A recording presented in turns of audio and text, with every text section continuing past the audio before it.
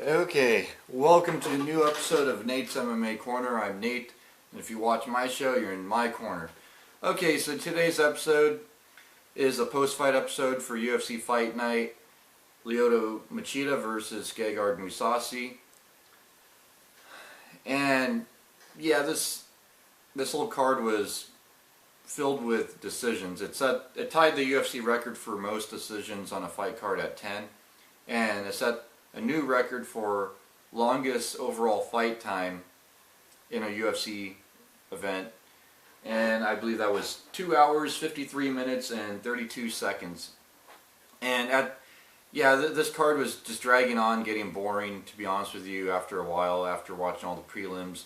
And when it got to Charles Oliveira and Andy Ogle, I was just like, why don't we just have this go a decision so we can set a new record for most decisions, assuming some other matches on the main card go to a decision.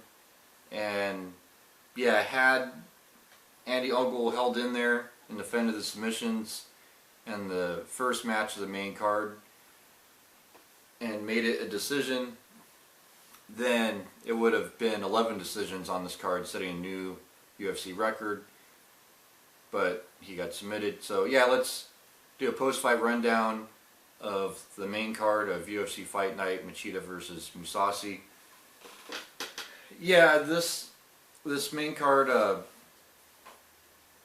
the main event was Lyoto the Dragon Machida versus Mousasi in a middleweight bout, 5-rounder. And it was just Machida landing more per round. Not a whole lot happened. Mousasi was trying to find his reach, trying to land more strikes, really get an edge. And I felt like he did what he could, but Machida just did a good job running around, keeping his distance, and sticking and moving, and landing a couple good shots, then move, land a couple more good shots. Not the most exciting fight, but hey, a win's a win, right? And I'll never really bash a fighter for having a boring fight, because let's be honest, it's not like fighters walk in there and go, oh yeah, I'm going to have the most boring win of my career, but sometimes it happens. I feel like this wasn't Machida's most boring match, but he's had a lot of boring matches, but and again, it's not Machida's fault, it's just the way things pan out sometimes. I think Machida's a great fighter. I think he's definitely in title contention with this win. Yeah, Machida won by unanimous decision.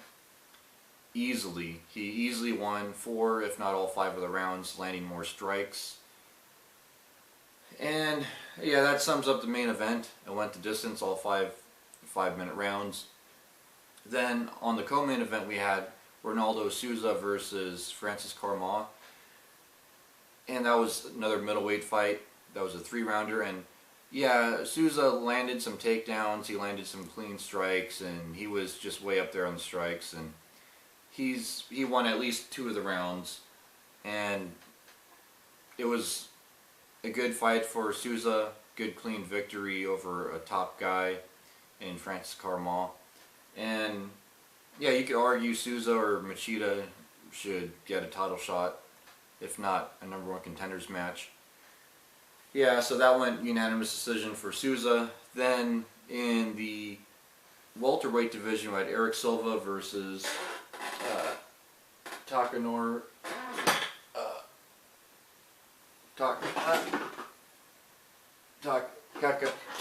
Sato.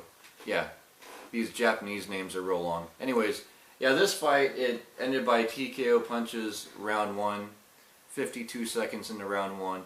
Yeah, this was a good fight. It was the most exciting on the whole card, period, because it was quick, straight to the point, just how I like these fights. And yeah, Sato, he was trying to get a single leg, it looked like, on Silva, and he was just holding on to that leg for dear life. And Silva was just pounding away on his head as he was trying to get that single leg, and it just didn't pan out. And next thing you know, there's so many blows to his head that he was rocked next thing you know, rocked to knocked out. And Silva had another explosive win. Eric Silva's a great fighter. He's 4-3 in the UFC. He really should be 5-2. A lot of people feel, but yeah, he definitely has a winning record in the UFC and much deserving. He's a talented guy, not very old. Yeah, so Eric Silva, would be great to see him again in the UFC. He's always fun to watch. Then also on the welterweight division on the main card, we had Nicholas Mousasi and Viscardi Andrade. Yeah, this fight, it went decision, and it was 2 welterweights.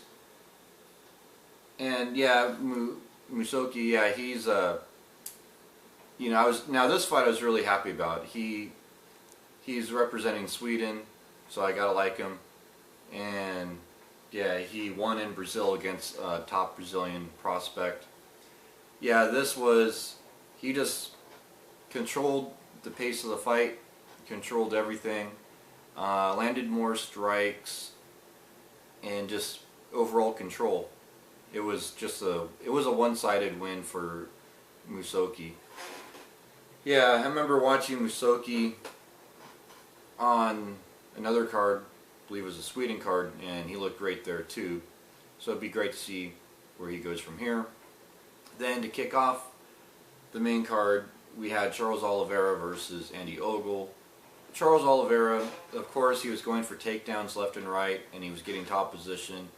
And Andy Ogle, he did the best he could to defend the submissions, and I was really impressed by Andy Ogle's submission defense. And I'm really proud of Andy Ogle for really trying to go in there and get some stuff done and win this fight. But it turned into he was defending a lot of submissions, and you know, he was doing a good job, and he was trying to be offensive as much as he possibly could. I'm really proud of Andy Ogle, despite the loss. Yeah, and he got submitted. It was the triangle round 3, 2 minutes and 48 seconds, round 3, and yeah, Andy Ogle, he hung in there as long as he could, and I mean, another 2 minutes and 20 seconds, it would have gone a decision for Oliveira. So I just hope we see Andy Ogle back in the UFC. It's tough to say at this point, but Charles Oliveira, it was a good win for him. Now he's back in the mix in the win column after losing to Frankie Edgar. So that wraps up the post-fight show for UFC Fight Night Machida versus Mousasi. Stay tuned for my next episode, which will be about UFC 170. And good luck Pat Cummins on the CoMain Event, and good luck Ronda Rousey on the main event. So those are the people I want to win. And nothing against Sarah McMahon, I just prefer Ronda Rousey. So anyways, until then, see ya.